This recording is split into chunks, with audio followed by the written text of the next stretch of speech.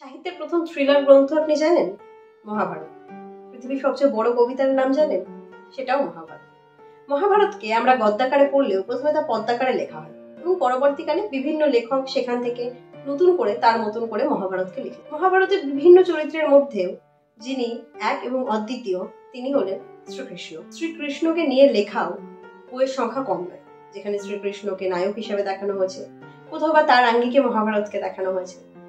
তবু আজকে আমি এমন একটা বই নিয়ে কথা বলবো যেটা শ্রীকৃষ্ণকে নিয়ে লেখা হলেও আমার মনে হয় শ্রীকৃষ্ণকে নিয়ে এর আগে সম্ভবত এভাবে কোনো বই লেখা হয়নি। অর্থাৎ লেখক এক নতুন দৃষ্টিভঙ্গি থেকে দেখাচ্ছে মহাভারতকে, শ্রীকৃষ্ণ। বইটা হলো মিথিল ভট্টাচার্যের লেখা পরাহত ভাগ্যনায়ক। পরাহত ভাগ্যনায়ক এই নামটা দেখে আপনারা বুঝতে পারছেন তিনি নায়ক হলেও তিনি পরাহত। আসলে শ্রীকৃষ্ণের জীবনটাকে আমরা যদি দেখি শুরু থেকেই, তার জন্ম যেভাবে হচ্ছে, কারাগারে তিনি ভূমিষ্ঠ হচ্ছেন এবং ভূমিষ্ঠ হওয়ার পরেই মা বাবাকে ছেড়ে কত দূরে যাচ্ছেন পালক মাতা পিতার কাছে। সেখানে বন্ধু হচ্ছে, ভাই হচ্ছে, প্রেম হচ্ছে, মাতৃ স্নেহে তিনি বড় হচ্ছেন এবং 15 বছর হতে না হতে তাকে সেই সমস্ত কিছুকে চিরতরে বিদায় জানিয়ে চলে আসতে হচ্ছে। 15 বছরের জীবনে কি সহজ ছিল? এখানেই তো পুতনা রাক্ষসে বধ করেছেন যখন তিনি শিশু, কালিয়া দমন করেছেন, আবার করেছেন কংসবধ। আসলে এই যে বধগুলো তিনি করেছেন, যেভাবে আমরা পড়েছি বা টিভিতে, সিরিয়ালে, সিনেমায় দেখেছি, সেটা হচ্ছে অনেকটা হিরোইক ব্যাপার দেখানো হয়েছে, অতি প্রাকৃতিক ব্যাপার দেখানো হয়েছে, দৈব সত্তা সেখানে দেখানো হয়েছে। যদি কৃষ্ণকে দৈব সত্তা বাদ দিয়ে আমরা কল্পনা করি শুধুমাত্র রক্ত মানুষের একজন মানুষ হিসাবে, তাহলে ব্যাপারটা কেমন হয়? তাহলে এই ঘটনাগুলোকে আমরা কিভাবে বিশ্লেষণ করতে পারি? আসলে বলতে গেলে বিভিন্ন যুক্তি তর্ক দিয়ে এই ঘটনাগুলোকে বিশ্লেষণ করেছেন লেখক মিথিল ভট্টাচার্য। আমার মনে হয় এতে আপনার ভাবাবেগে কোনোভাবেই আঘাত লাগবে না। বরঞ্চ নাস্তিক যে সমস্ত মানুষ মানতে চায় না কৃষ্ণের দৈব সত্তাকে, তাদের আপনি খুব সহজে কনভিন্স করতে পারবেন এই যুক্তি তর্কগুলো দিয়ে। এখানে বেস্ট পার্ট আমার লেগেছে কালিয়া দমনের যে জায়গাটা রয়েছে, কি বুদ্ধিমত্তার সাথে লেখক ওই জায়গাটাকে বিশ্লেষণ করেছেন, কি সুন্দরভাবে সাজিয়েছেন সেই পথ। এবং এখানে কিন্তু লেখক রেখেছেন কৃষ্ণের সেই আলাদা একটা রূপকে, যেখানে সাপ কিলবিল করছে আর কৃষ্ণ তার মধ্যে সমহিমায় দাঁড়িয়ে রয়েছেন এবং তারা ক্ষতি করছে না। আপাত দৃষ্টিতে আপনার মনে হবে সেই দৈব সত্তার কথা। হ্যাঁ, এর পেছনেও যুক্তি আছে, লেখক রেখেছেন যুক্তি। কিন্তু এই বইটা কৃষ্ণের প্রতি আমাদের যে ভক্তি ভাব রয়েছে, যে কৃষ্ণ প্রেম রয়েছে, বা তার প্রতি তার যে দৈব সত্তা রয়েছে, বা যে মুগ্ধতার চোখে আমরা তাকে দেখি, বিশ্বাস করুন এই যুক্তি তর্ক দিয়ে লেখার জন্য সেই মুগ্ধতা এতটুকু কম হবে না। বরঞ্চ একটা ছোট বয়সের বাচ্চার, বালকের সেই বুদ্ধিমত্তা দেখে, তার বিশ্লেষণ ক্ষমতা দেখে, তার যুক্তি দেখে আপনারও না আলাদা একটা ভালো লাগা কাজ করবে। আর একটা দারুণ জায়গায় যখন কৃষ্ণ এবং রাধার মধ্যে কথোপকথন হচ্ছে, কৃষ্ণ যখন চলে আসবে তখন রাধা তাকে যেভাবে সান্ত্বনা দিচ্ছে, যেভাবে অনুপ্রেরণা যোগাচ্ছে। আমরা প্রায় বলি না যে প্রত্যেকটা সফল পুরুষের পেছনে একটা নারী থাকে।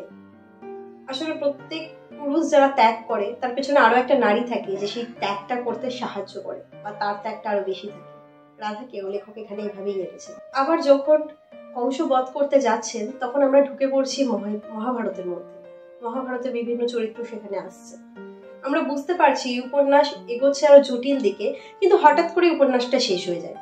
তখন আপনার মনে হাজারো প্রশ্ন রয়েছে, হাজারো উত্তর আপনি খুঁজছেন, অনেক চিন্তা জট পাকাচ্ছে।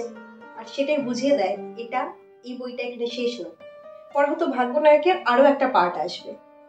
সেই পার্টটা কবে আসবে আমি সেই আশাতেই ছিলাম। তার মধ্যে আমি মিথিলদার কাছ থেকে জানতে পারি যে পরাহত ভাগ্যনায়কের শেষ পার্ট আসার আগে একটা স্পিন অফ আসছে, যেটা পরাহত ভাগ্যনায়কের এই দুটো পার্টকে কানেক্ট করবে, যেখানে শ্রীকৃষ্ণ থাকবে। কিন্তু এটা দেখা হচ্ছে অন্য একটা দৃষ্টিভঙ্গি থেকে। এই বইমেলায় বইটা প্রকাশ হবে, নাসক্তপত্র। সেটা নিয়ে আমি যেটুকু লেখালেখি ফেসবুকে দেখেছি, আমি অবশ্যই বইটাও সংগ্রহ করব এবং আমাদের এই নায়ককে আমরা সেখানেও খুঁজে পাবো। তারপরে আসবে পরাহত ভাগ্যনায়কের শেষ পর্ব এবং সেখানে এই বইটা কনক্লুশনে আসবে। মাত্র 150 পাতার একটা বই। বইটা প্রকাশিত হয় দ্য ক্যাফে টেবিল থেকে। আমার ভীষণ ভালো লাগার একটা বই। আপনারা আমার বেস্ট রিডস অফ 2023-তেও দেখেছেন। এবং 2023-এ অনিয়মিত ভিডিও বানানোর জন্য আমার ভালো লাগার বহু বই নিয়ে আমি ভিডিও বানাইনি। এবং আপনারা জানেন আমি কিছুদিন আগের থেকে আবার আধার দিয়ে কাজটা শুরু করেছিলাম যে সেই বইগুলো নিয়ে আমি কথা বলবো। আবার আধারের পরে আমি আবার আজ এই বইটা নিয়ে কথা বলছি, পরাহত ভাগ্যনায়ক নিয়ে। আপনারা যারা বইমেলায় নতুন বই কেনার কথা ভাবছেন, আমি ওই ভিডিওতেও বলেছিলাম ওই সমস্ত বইকে মাথায় রাখতে পারেন। এবং যাদের মহাভারত নিয়ে একটু হলেও ইন্টারেস্ট আছে, শ্রীকৃষ্ণকে নিয়ে এতটুকু হলেও জানার ইচ্ছা আছে, বা যারা একটা নতুন রাইটিং স্টাইল বা এক্সপেরিমেন্ট পছন্দ করেন দেখতে, বাংলা সাহিত্যে নতুন কি কি কাজ হচ্ছে সেগুলো নিয়ে ইন্টারেস্টেড, তারা অবশ্যই এই বইটা কিনতে পারেন এবং পড়তে পারেন। আমি এক রিডে শেষ করেছিলাম। এই বইটা হাতে নিলে শেষ না করে রাখা যায় না। আর মিথিলদার লেখনী, মিথিলদার এর আগেও একটা বই পড়েছি যেটা নিয়ে আমরা আবার কোনো ভিডিওতে কথা বলবো, মনে করো নেই, সেই বইটা নিয়ে। মিথিলদা যেভাবে লেখে না, লেখনীটা বেশ সুন্দর কিন্তু কঠিন না। এই লেখনীর জন্য আমার মনে হয় বইগুলো পড়তে অনেক বেশি ভালো লাগে। এবং আমি মিথিলদার এই দুটো বই পড়ে বুঝেছি এক্সপেরিমেন্ট মিথিলদার রাইটিং এর একটা দারুণ জিনিস, মানে ছক ভেঙে বেরোনোর একটা যে প্রবণতা। মিথিলদার আরো বই পড়ার জন্য আমি মুখিয়ে আছি। কারা পড়েছেন পড়া হতো ভাগ্যনায়ক আমাকে জানাবেন, আর যারা পড়েননি তাদের আমি হাইলি রেকমেন্ড করবো এই বইটা পড়ে দেখার জন্য।